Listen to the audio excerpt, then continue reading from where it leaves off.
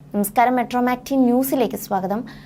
മലയാള സിനിമയെ സംബന്ധിച്ച ഒരു ബോംബാണ് ഇപ്പോൾ പൊട്ടിയിരിക്കുന്നത്. ഹേമ കമ്മിറ്റി റിപ്പോർട്ട് പുറത്തു വന്നതോടെ മലയാള സിനിമയിൽ സ്ത്രീകൾ അനുഭവിക്കുന്ന എല്ലാ പ്രശ്നങ്ങളും പുറത്തു വന്നിരിക്കുകയാണ്.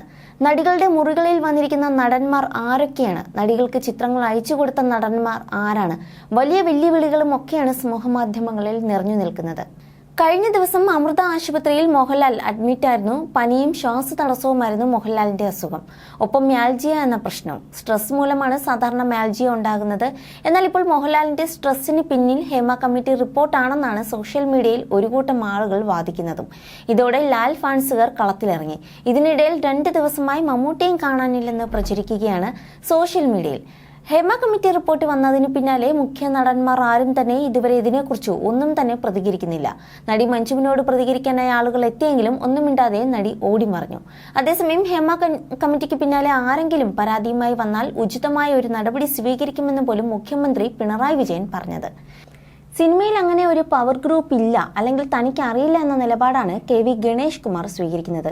എന്നാൽ ചിലർ ഗ്രൂപ്പിന്റെ അംഗമായി തന്നെ KV ഗണേഷ് കുമാറിനെ ചിലർ പ്രതിഷ്ഠിച്ചു കഴിഞ്ഞു. ഗണേഷ് കുമാർ മുൻപും നിരവധി വിവാദങ്ങളിൽ അകപ്പെട്ട ഒരു വ്യക്തി കൂടിയാണ്. ഭാര്യ അടക്കം ഗണേഷ് കുമാറിനെതിരെ ഉയർത്തിയത്.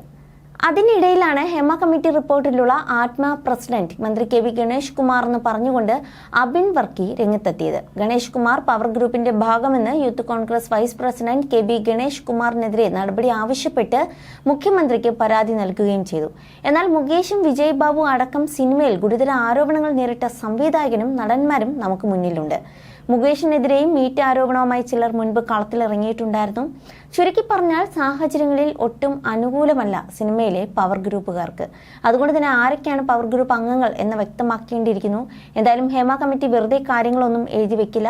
വ്യക്തമായ മുഴുവൻ അടിസ്ഥാനത്തിൽ തന്നെയാണ് അവർ റിപ്പോർട്ട് തയ്യാറാക്കിയിരിക്കുന്നത്. ഏറ്റവും പ്രധാനപ്പെട്ട ഭാഗവും മൊഴികളും സർക്കാരിന്റെ കയ്യിൽ ഭദ്രമായി തന്നെ എപ്പോഴും ഇരിക്കുകയാണ്. അന്തരിച്ച നടൻ തിലകന്റെ മകൾ അവർക്ക് തന്നെ മോശമായ ഒരു അനുഭവം സിനിമയിൽ നിന്നും ഉണ്ടായിട്ടുണ്ട് എന്ന് കഴിഞ്ഞ ദിവസങ്ങളിൽ സോഷ്യൽ മീഡിയയിലൂടെ അല്ലെങ്കിൽ സമൂഹ മാധ്യമങ്ങളിലൂടെ തുറന്നു പറഞ്ഞ ഒരു കാര്യമായിരുന്നു. ചുരുക്കി പറഞ്ഞാൽ ഹേമ കമ്മിറ്റി റിപ്പോർട്ട് പുറത്തു വന്നതിന് പിന്നാലെ പല കഥകളും, മലയാള സിനിമയിൽ ആരും അറിയാതെ പോയ പല കഥകളുമാണ് ഇപ്പോൾ പുറത്തു വന്നുകൊണ്ടിരിക്കുന്നത്.